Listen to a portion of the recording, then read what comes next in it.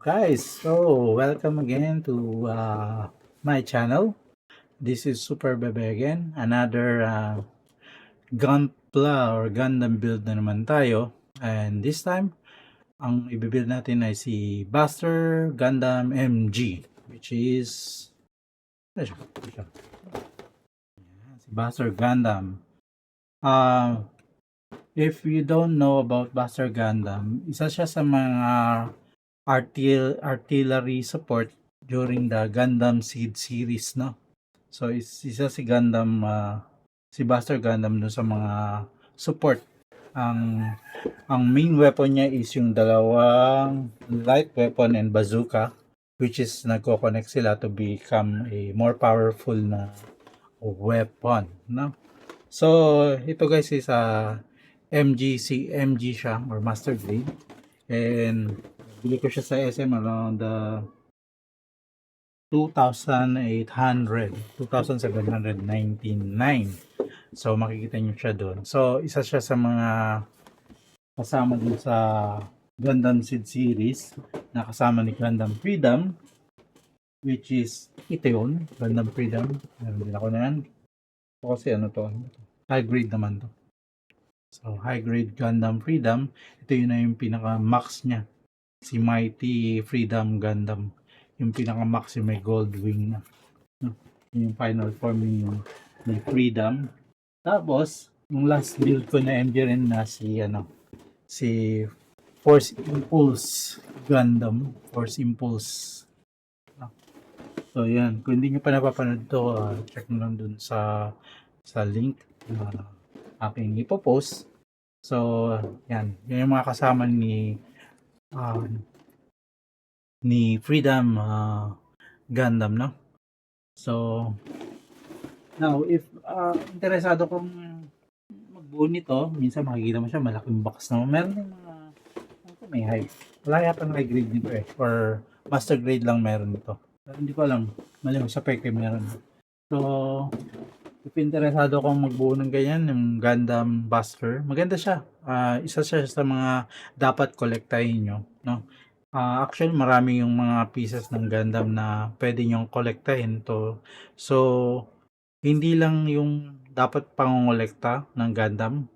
Dapat alam nyo rin kung anong series siya, ano yung mga kasama niya, sino yung mga kasama niya, no? Dun sa series na yun. So, meron pa ako mga Gundam series na mga bubuin dyan. Kasama na yung mechanical na support team. Tapos, bumili na ako ng ibang mga Gundam, which is yung iba naman, yung Gundam Wing, which is yung mga Sako, mga ibang series naman yun, no? Mga 000 series, tapos meron ding, Wing series, no? Si Gundam Wing, isa rin sa mga dapat kinokolekta nyo bilang Gundam builder, no? So, guys, kung interesado ka sa ganitong build, at hindi ka pa subscribe sa akin channel, please subscribe and hit that like button, and also share mo na rin para ma-share to dun sa mga gusto rin mag-build ng ganitong Gundam. Of course, hit that notification bell para lagi kang updated sa mga bago nating video na i-upload sa YouTube, okay? So, anyways, if gusto mo rin malaman ano ba yung mga ginagamit na tools, nag-upload din ako ng video for budget, no? Yung title talaga ng ating series or ng ating YouTube is for Gunpla for budget, which is ang ginagawa natin dito is build, cut, buff, ganoon lang. Wala tayong painting, wala tayong lining, mga ganon, mga advanced na yun. Tayo yung mga beginner mode lang, no? Hindi pa tayo doon sa mga advanced na nagpe-paint na, which is kasi mas mahal yun, mas maraming items ang gagamit. So kung na-miss yung video na yun, check nyo lang doon sa playlist ko, nandun yung ating mga tools na basic tools lang na kailangan nyo for Gundam build, okay? So kung handa na kayo, let's watch this video, okay? Yan, si Buster Gundam. So, yan na siya guys, yung naka-display. Nakalimutan ko nga yung antena kasi nahulog yung antena Pero kinabit ko ulit yan. Buti nga, nabali nga yung antena pero ginuko na lang. Madali lang naman siya buuin guys, no? Although, yung ganito kasi mga master grade, marami siyang runners, no? Marami siyang binubuo. Tapos meron din siyang mga maliliit na components, which is ako, may na-miss ako isang maliit na components yung banda sa may baywang niya, yung parang ilaw na kulay green. Na-misplace ko yun, nahulog, hindi ko na makita kung saan. Which is, wala. Pag na gano'n nahulog na, wala na. Hindi mo na siya mahanap, so move on na lang kasi hindi mo matatapos yung ganda pag gano'n. Ito guys, tingnan niyo. Wala pa ako nung glass filler or glass file. Kaya ginagamitan ko siya ng blade para mapakinis ko yung mga excess niya na cut, no? Kasi mas maganda na yung ganun eh. Kaysa yung lilihain ko ng which is magagasgas lang. Ang pangit. Although, ito naman guys, hindi naman importanteng malinis siya or hindi gasgas kasi nasa loob lang naman to. Ang pine-prevent ko lang nito guys is yung, alam mo yun, yung kasi pag may mga sobra, ang mangyayari is minsan hindi siya magpipit, no? So, dapat kinakat nyo rin yung mga sobra. Although dito pwede mo na itong eh. Pwede mong gamitan liha. Pero mas prefer ko kasi yung mini blade tulad yan. So, ayan, no? Kaya yung tools na ginagamit ko guys, blade, cutter, and tong. Ganun lang. Isa nga, hindi ko pa nga ginagamit yung tong. Ang ginagamit ko pa yung long nose pliers para ipitin. Kasi mas maganda yun eh, kaysa yung daliri mo pangipit mo. Minsan masakit na sa kamay pag ginipit mo ng daliri, no?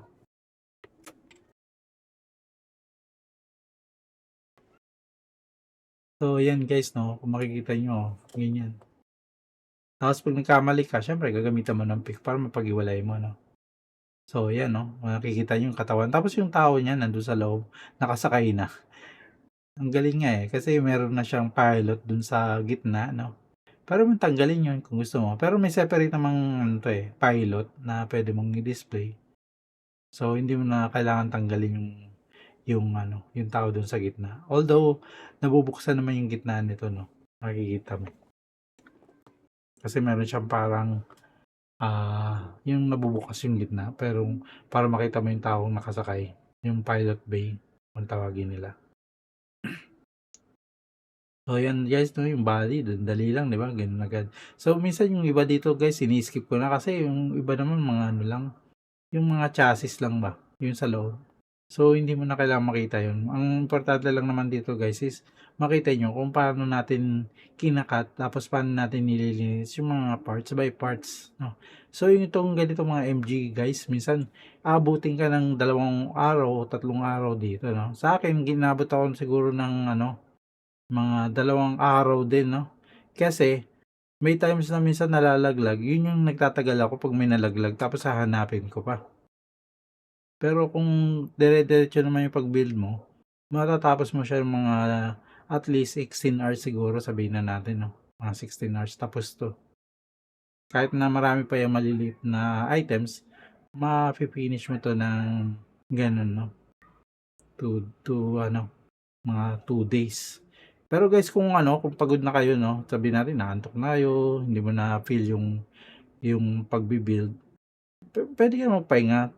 I mean, kunyan, natapos ka na sa body or kaya sa ulo. Bukas, tsaka mo na i-continue bukas yung ibang parts. Ganun lang naman siya. Huwag mo lang siyang iwan na yung may maliliit na parts na hindi pa kompleto. Tulad niya, no? Ginagamitan ko siya ng camera kasi minsan hindi mo makita, no? Minsan may mga sobrang mga parts. So, at least kaya pag ginamitan mo siya ng camera, makikita mo yung mga sobra, no? Tapos malilinis mo siya. Ganyan lang guys, pag medyo maliit na talaga, hindi mo makita, gamitan mo ng camera para at least ma-zoom in nyo yung mga parts na kailangan nyo linisin or kailangan nyo gamitin. No? So, yan guys. Kung makikita nyo sa mga master grade Gundam, no? Wala siyang ganong sticker. Although itong ganitong model, marami siyang sticker, marami siyang decals, no? Pero hindi ko na ginawa yung decals kasi sobrang dami. Maano ka na, maduduling ka na dahil sobra rin silang maliliit. Pero if may time pa kayong gawin yun, sa akin kasi hindi ko na ginawa eh. Pwede nyo naman kabit yung mga decals, no? Which is mas gaganda siya kasi nandun yung mga yung mga signage ng mga CAMF na signage, no? Nung true freedom fighters sila or earth defenders, mga ganun ba? Kasi itong series niya guys, ano to part siya ng freedom fighters along with Destiny, no? Tapos nawala yung Destiny, nagkaroon na ng freedom, no? So, ganun yung story yan. Tapos, just sa mga artillery support ng team. Tatlo sila actually. Meron pa ako dyan, hindi ko pa nabubuo. Bukod kay First Impulse, meron pa ako dyan Aegis, which is yun yung kaano ni Kira na na anong tawag nito? Freedom fighter, no? Freedom fighter ko nga, high grade lang kasi wala akong makita master grade na, no? Tsaka nung ginawa ko yun, matagal-tagal na eh. High grade pa yun, parang nagpa-practice pa ako nun. Yung marami ring items yun, lalo na sa wing niya. Ang daming kinakabit sa wing. Mas maganda kung makakita ko ng freedom fighter na master grade para at least maganda yung itsura niya. Tsaka madetalye, no? Katulad nito mga master grade na binubuo natin. Tapos kung makikita nyo guys, pagdating sa mga master grade, no, hindi lang siya isang color, no, yung plastic. Maraming color siya kasi nga, much more detalye siya kaysa doon sa mga high grade tsaka sa mga SD, no.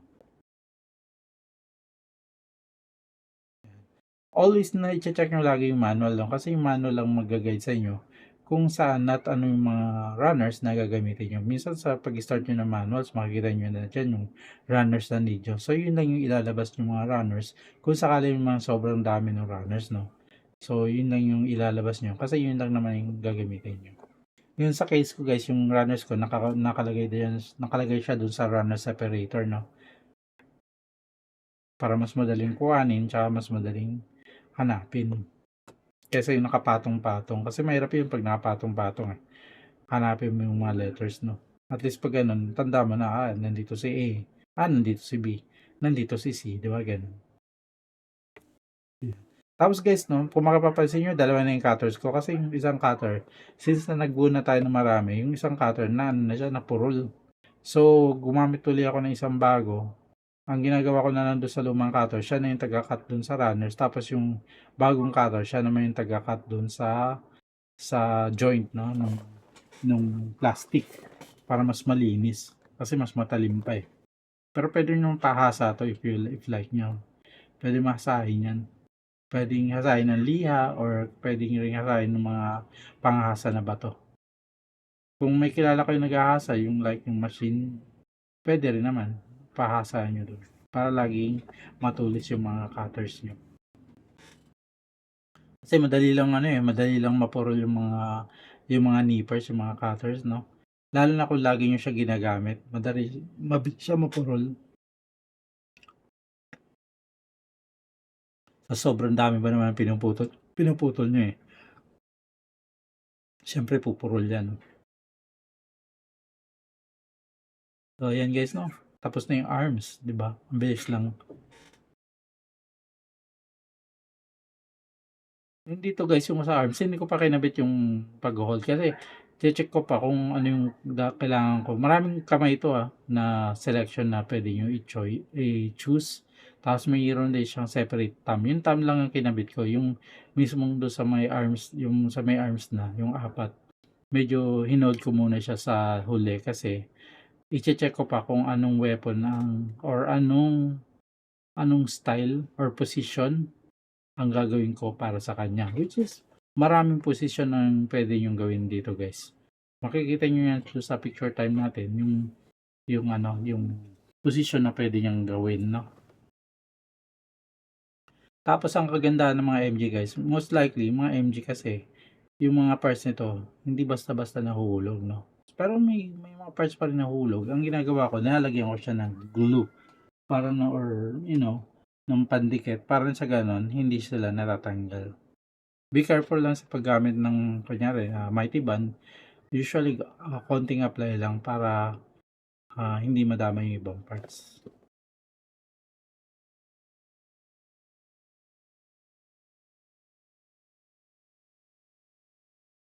Ayan, no? Shoulder pa lang yan. So kung makikita nyo guys, no, yung every part niya, So like sa shoulder, ang dami niyang mga kinakabit-kabit. Hindi lang 1 to 2 parts, kundi at least 5 to 6 na parts or pieces na kinakabit-kabit para lang sa shoulder niya, no?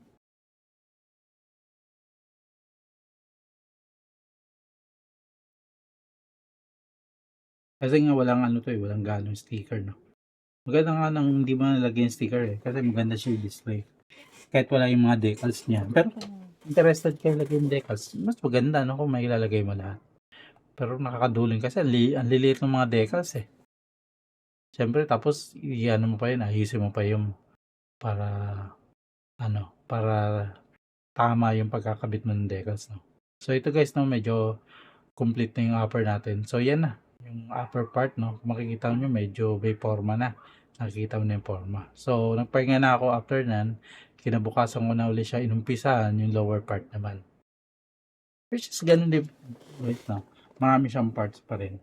Tapos same pa rin ang application natin. Lilininis natin siya. Tapos yung minsan nililiha rin or binabaking. Which is nasa loob lang naman to. So walang problema kahit gas-gas yan. No?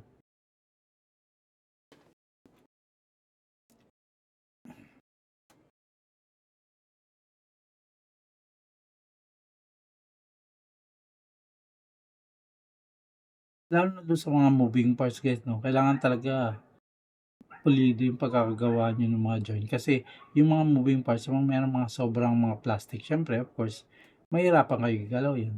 It's either na mag-stuck siya or hindi gagalaw.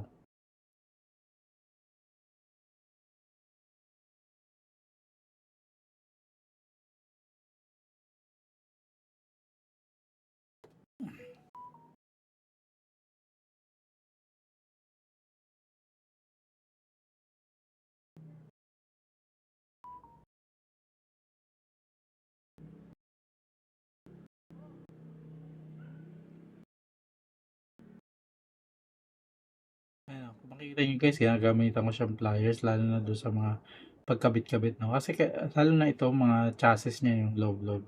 Kailangan, ano siya, ang tawag nito, kailangan talagang ipit na ipit or ah, na naipit siya, no? Kasi para nang sa ganun, hindi siya awang, walang awang ng para pag kinabit yun ng mga armors niya, yung mga sa labas na, hindi siya magiging pangit. Also, para fit din yung mga ikakabit yung armors, no? Yung mga labas. Ito, chassis to eh. So, dapat talaga kinakat yung mga sobra. Mamaya pagka 'di ba kunyari hindi mo kinat yung mga sobra tapos pagkabit mo ng mga chassis, hindi sasakto. So magiging problema pa kasi babaklasin niyo ulit tapos lilinisan niyo. Yun yung magiging problema niyo. Which is magiging hassle pa sa pagbuo niyo kasi nga uulit-uli kayo.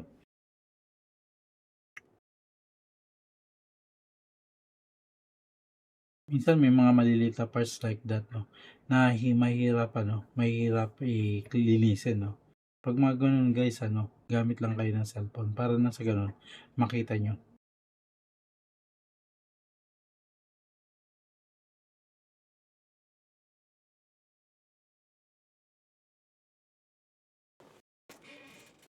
'Yan. So, nakita niyo may paano tayo 'no.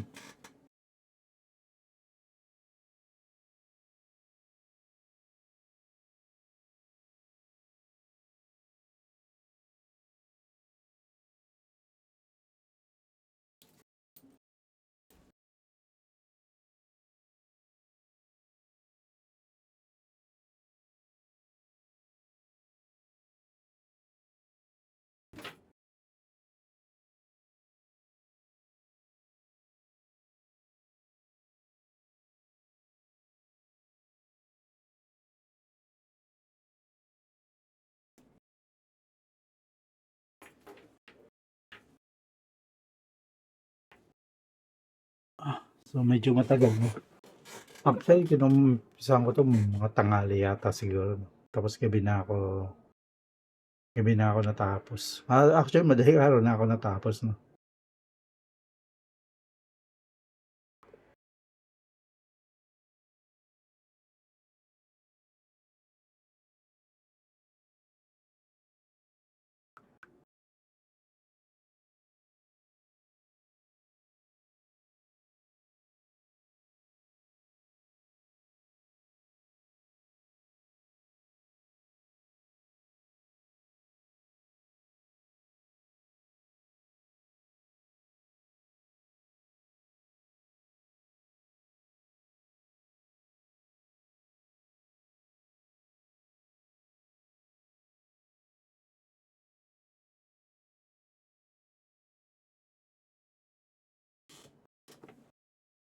Oo, yan guys 'no, kung makikita niyo. Madali lang naman siya buuin 'no, basta sumusunod kayo dun sa ano natin, sa manual niya. Madali lang siya. Kasi nandun naman sa manual lahat nung kailangan niyo, tsaka anong runners yung gagamitin niyo 'no. Patience lang talaga, tsaka willingness niyong gawin siya kasi medyo matagal siya tapos minsan sasakit yung likod niyo kasi lalo na kung nagbubuo kayo medyo nakabaloktot kayo, naku sakit sa likod niyan. Kaya 'pag ganito guys, ah, kunyari, mga isang oras na kayo, tayo-tayo rin para sa gano'n nai-stretch yung katawan niyo 'no, hindi lang puro nakayuko.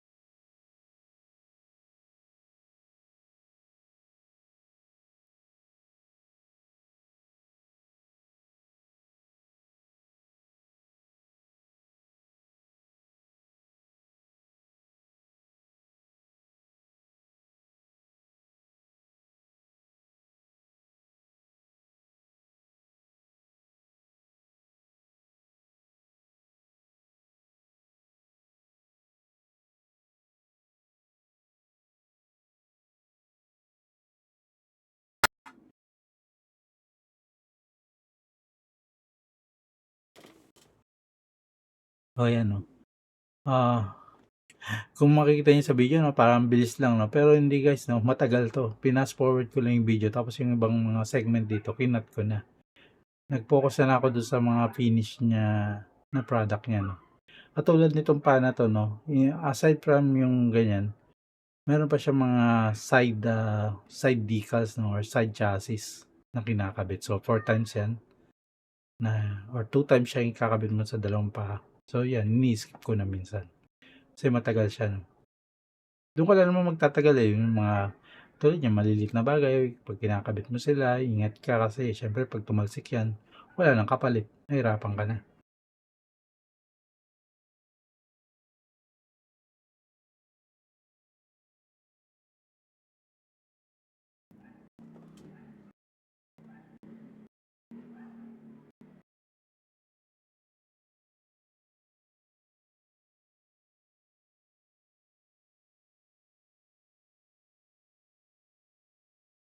So, nakikita niyo 'no, so pagkatapos ng chassis ang next naman niyan is ah, yung mga armor niya 'no, yung mga panlabas.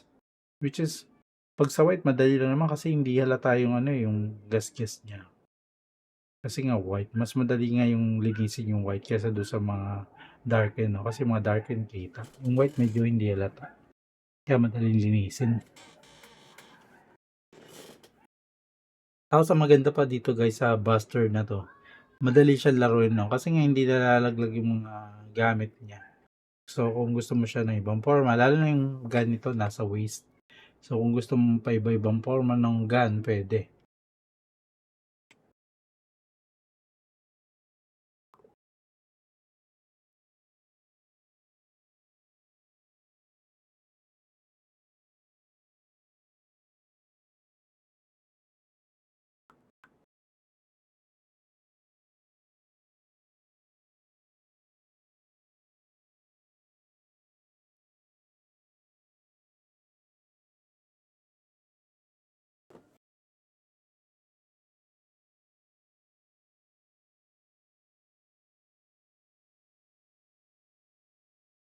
Kung makikita nyo guys 'no, ang dami niyang kulay. May puti, may green, may dark green pa nga 'to tapos may gray para sa chassis tapos puti, ano pa ba? Tapos may sticker pang combination. Tapos may black din. So ang daming kulay. Kaya nga ano, hindi mo na kailangan sticker 'to kasi nga ma-details na siya 'no. Do'n pa lang sa plastic niya na iba't ibang kulay. Maganda na siya tingnan. So hindi siya karaniwang katulad ng mga ibang Gundam na alam mo 'yun, yung 2 colors, 3 colors lang. Ito makulay talaga. Tapos 'pag makita mo 'to sa Gundam Seed, ay sa Gundam, yeah, Gundam Seed or Freedom, makikita mo 'to wala siyang ano 'no, wala siyang wala siyang mga shield, mga gano'n, no? So, hindi siya pang melee type. Ano siya, pang long range. Kumbaga, tsaka mahina yung armor niya kasi wala siyang mga ganong ka-shield. Meron man siya mga shield, no? Pero hindi katulad nila Gundam Freedom or nila Force Impulse na meron silang mga shield. Ito wala. More likely, ano talaga siya, baril or artillery support talaga. Baril siya. Yun ang pinaka, ano niya, damage siya. Damage siya, pero weak yung defense.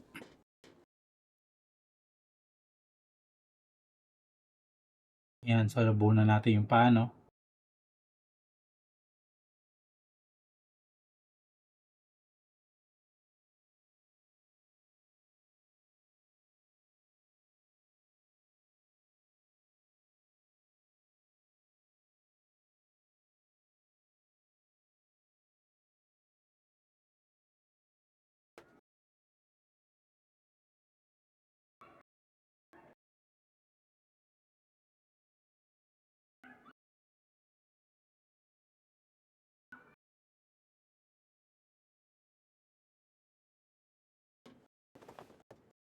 Yan, yes, nagkamali pa ako dyan kasi dapat pala inuna ko muna yung ano, yung sa baywang niya, no, ipasok bago ko kinabit lahat.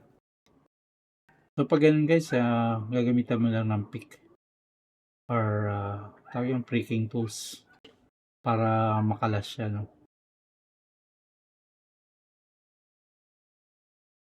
Ayan, complete na yung waist niya.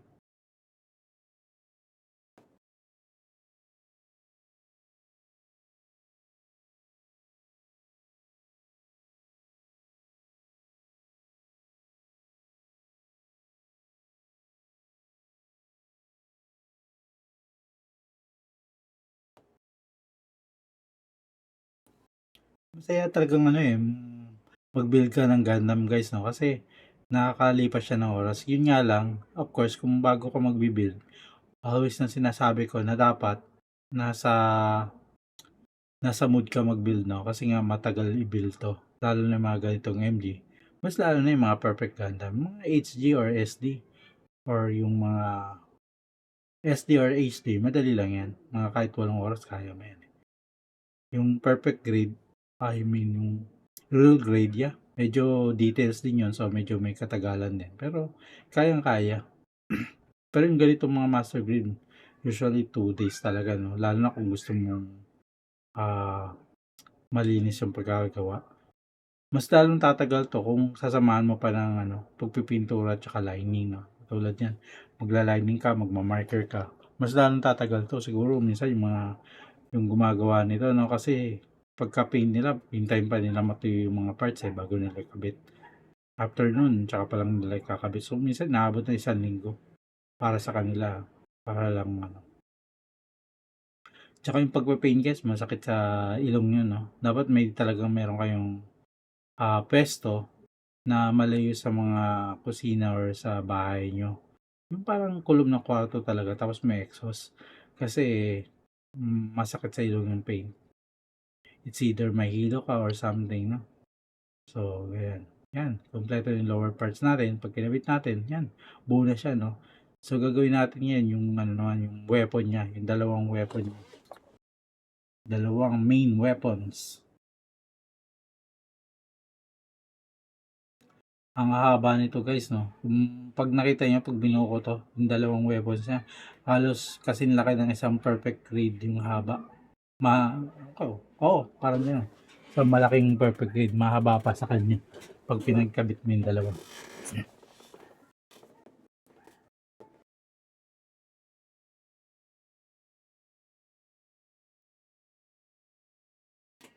Kala ko nung unang binuo ko to, kala ko sword tong isa eh. Hindi pala, ano pala to. Parang, anong tawag yan sa baril, yung long nozzle niya, no? Tapos ipapasok mo yung ano, yung pinakagitna niya yung gumagalaw. Kala mo ano eh, kala mo sword ang dating, no? Pero hindi pala siya sword. Weapon pala. Kasi may sticker pa siya sa ilalim eh, doon sa transparent part niya.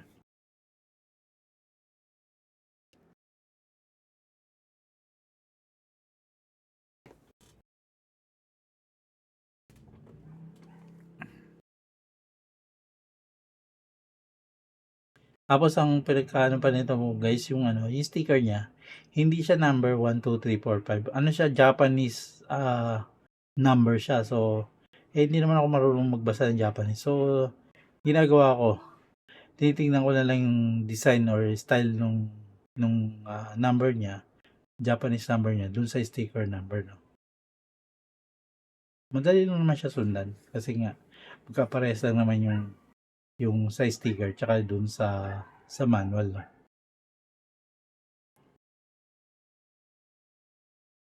Yan, so sa pangalawang weapon na tayo, no. So ganun din sa pangalawang weapon, kala mo sword pero hindi pala sword. Bazooka pala yun.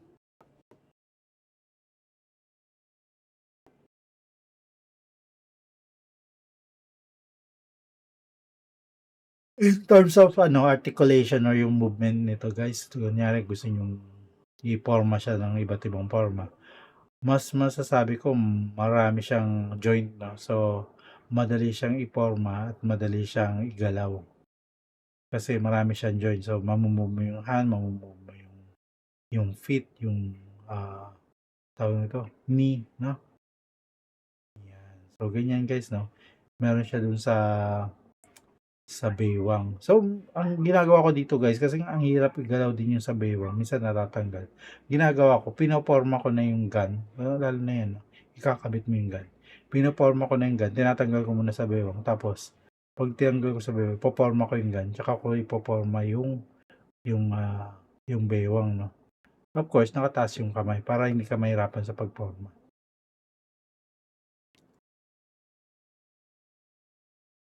So, ayan guys, no? Finish na siya, no?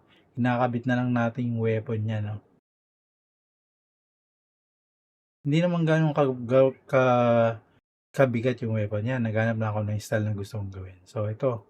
Yan yung pinaka-forma niya na merong weapon. Ito yung may dalawa siyang gun sa gilid. Ayan, di ba? Ang ganda, di ba? Tapos, ayan, ganun pa rin pala to.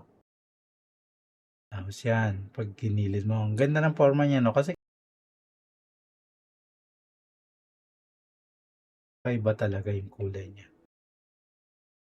Parang military grade, di ba? Ayan, di ba? Tapos yung ano niya, yung gun niya, hindi ganun kabigat. So, madali rin siyang itayo.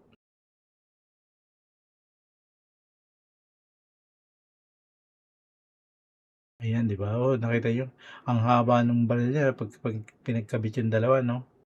Mahaba pa doon sa box or kasing laki ng box. So, ganyan siya guys. Pag natapos, no? Ay, makikita mo si Freedom HG nasa baba, tapos nasa taas siya.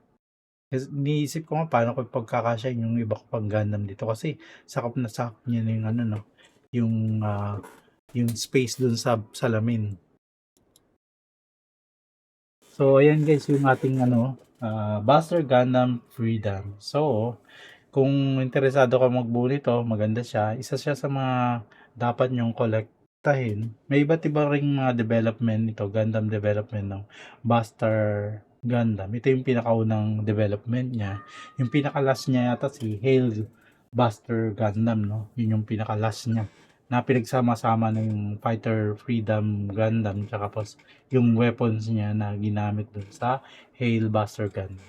So guys, kung nag-enjoy kayo sa video na to, please like and share. Of course, subscribe ka na rin para at least makatulong doon sa ating channel. Now, of course, check nyo rin yung mga iba kong playlist doon sa Gundam para sa ganun maging mapanood nyo rin yung mga iba kong video. So also, hit that notification bell as well para lagi kayong updated sa ating mga bagong video.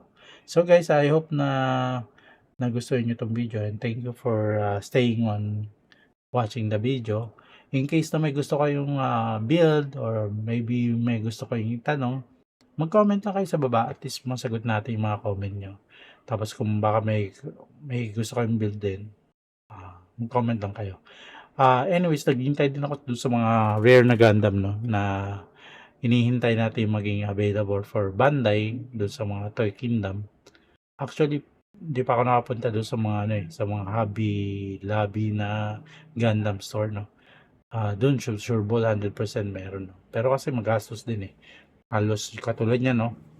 Halos 3,000 din yung mga MG, mga HG12. So, kung makatatlo kayo, hindi 9,000 na, no? So, ganun siya. Pero, hindi naman siya ganun. Hobby lang talaga. Kumbaga, kung wala kang ginagawa, ito yung pastime mo, no? Tsaka maganda rin mag-build. Kasi, pag nabuo mo siya, yung satisfaction ng build, yun yung pinaka hindi ma mapapalitan o masusuklihan. Yung satisfaction mo, nabuo ko pala 'to, kaya ko pala siyang buuin. Yun guys, 'no. Hindi dahil sa mahal siya or something, yung satisfaction na nakabuo ka ng isang Gundam and nakokolekta mo siya, 'no. So, again guys, also, of course, kung medyo talagang budgeted ka, meron naman yung mga Chinese style Gundam na makibibili mo sa mga Divisoria, gano'n. Mga tig 400 lang yung mga high grade, mga gano'n. Pwede naman yan guys, no? So, walang problema doon. Lalo na kung pipintura mo, mas gaganda pa yun, no? Kasi, pag nagpipintura ka ng mga advance ka na, no? Yung mga gano'n, pwede mong style yung pinturahan. Okay. So, ayun lang guys. So, thank you very much for watching. And of course, see you on the next video guys. So, bye-bye for now.